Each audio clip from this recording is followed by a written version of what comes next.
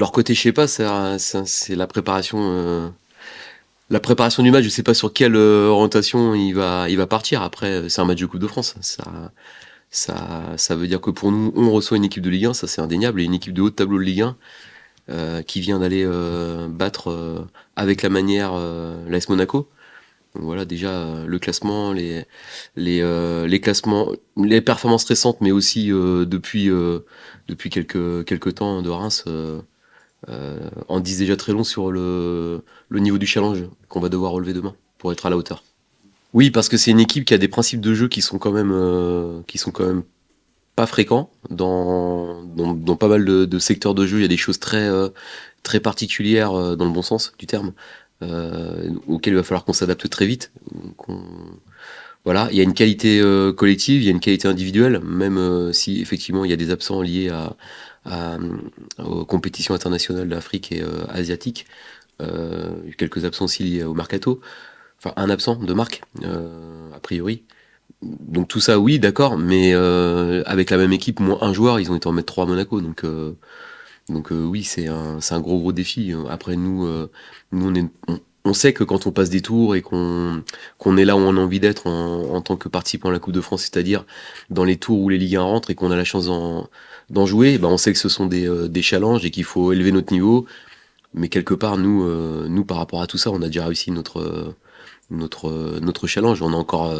On a évidemment de l'appétit, on a faim, mais on n'a pas de stress à avoir sur ce genre de match. Bah aussi, on fait des complexes quand même parce qu'on peut pas se comparer. Mais on n'a pas de complexe à faire dans le sens où ce qu'on a fait, on pourra pas nous l'enlever. On a remis beaucoup de fierté. On a respecté cette compétition. On va continuer de la respecter.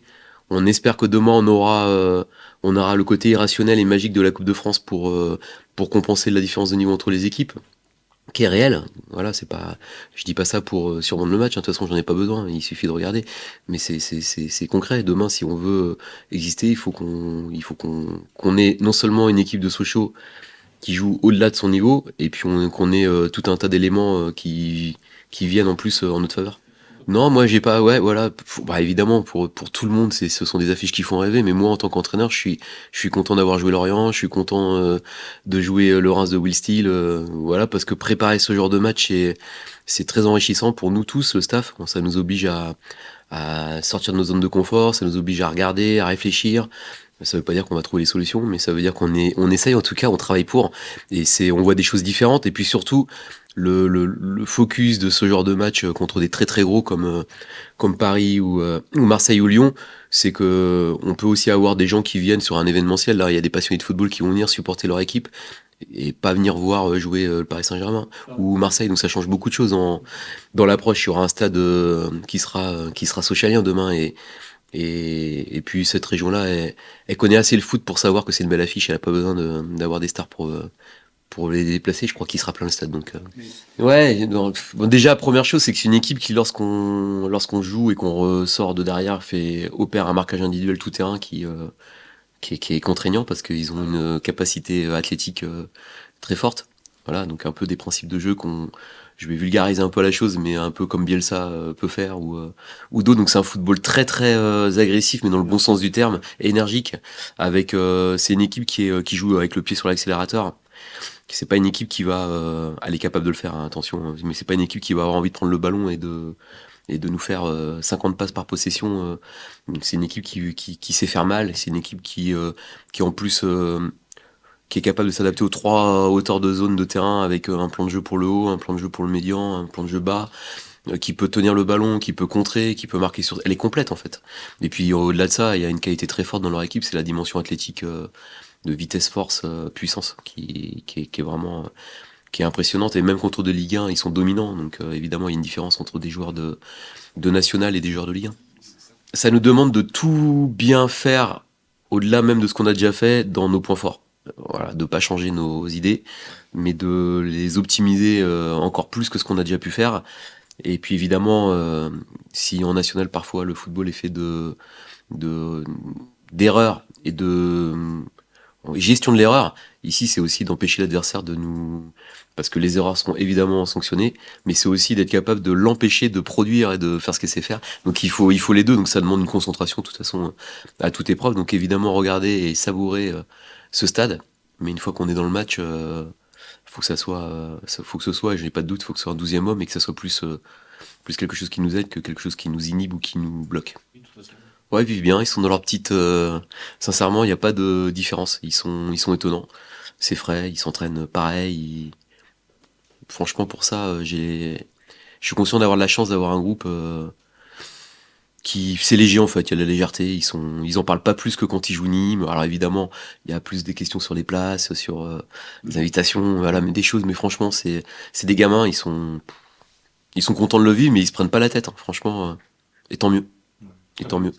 Oui, alors j'ai pas fait le décompte, mais c'est vrai que forcément, il y en a, c'est leur première Coupe de France, donc forcément, c'est leur premier 16e.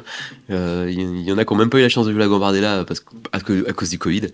Donc pour eux, tout ça, c'est nouveau, mais bah, tant mieux, hein, ils le vivent par le bon côté de la Coupe, parce que des fois, c'est très douloureux la Coupe, hein, quand on se fait sortir sur des tours par des équipes comme ça a pu arriver ici, ou moi, ça m'est arrivé aussi, bah, on essaie de l'évacuer de notre cerveau, mais c'est pas la même chose là maintenant, c'est voilà, c'est jouons, amusons-nous. Et puis nous quelque part, on a déjà réussi notre Coupe de France, quelque part.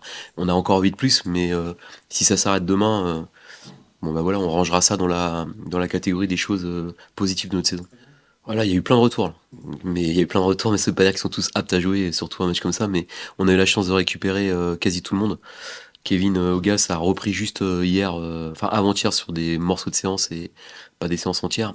Mais pour le reste, Amilcar a repris, Rolly a repris, Dacosta n'est plus suspendu.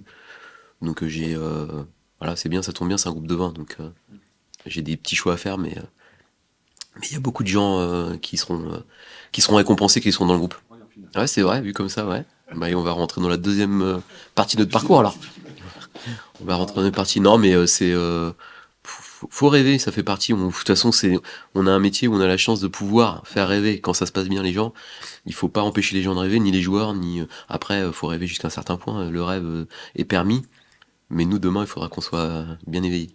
Ouais, parce que c'est un club qui travaille très bien sur la data, qui travaille très bien sur la vidéo, qui a un fonctionnement très porté sur la performance, avec un département performance, et puis des gens très dynamiques qui sont ambitieux, qui ont envie de réussir et qui savent très bien que la première des choses, c'est d'abord de bien préparer les matchs. Donc, puis on a battu une Ligue 1, donc c'est pas tant la non-préparation des staffs ou des coachs ou des clubs, c'est que quelquefois ton message il passe pas auprès des joueurs, tu leur dis attention, et ils t'écoutent, mais ils t'écoutent pas vraiment. Là, bon, t'as battu un Lorient, certes affaibli, mais t'as battu une Ligue 1, donc et puis il y a un environnement qui est pas un environnement Coupe de France traquenard.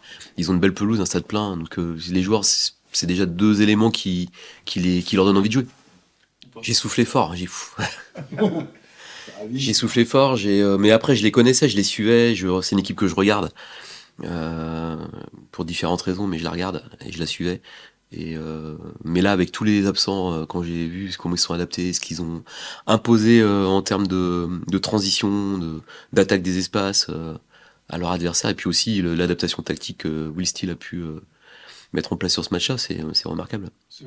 Bah, en tout cas, il y a de la fraîcheur, il y a un vent de fraîcheur dans sa communication, dans sa façon d'être, et puis aussi dans ce que son équipe produit. C'est moderne, c'est football. C'est quelqu'un qui a évidemment, je vais rien apprendre à personne, mais qui a un super profil et un gros potentiel. C'est un jeune entraîneur, ce qu'il fait à son âge, c'est impressionnant. C'est pas donné à grand monde, j'allais dire à tout le monde, mais à grand monde de faire ça, évidemment.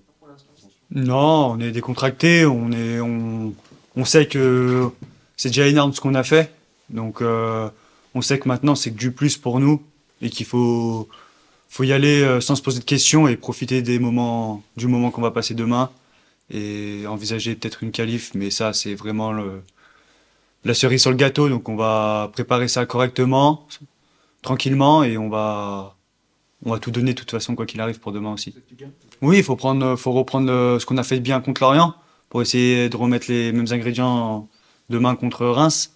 Même si on sait que Reims c'est un niveau au-dessus, mais on ne sait pas, c'est un match de coupe, tout est possible, donc on va tout faire en sorte pour que ça marche de notre côté. Oui, on aime toujours quand le stade est plein, surtout pour un événement comme ça.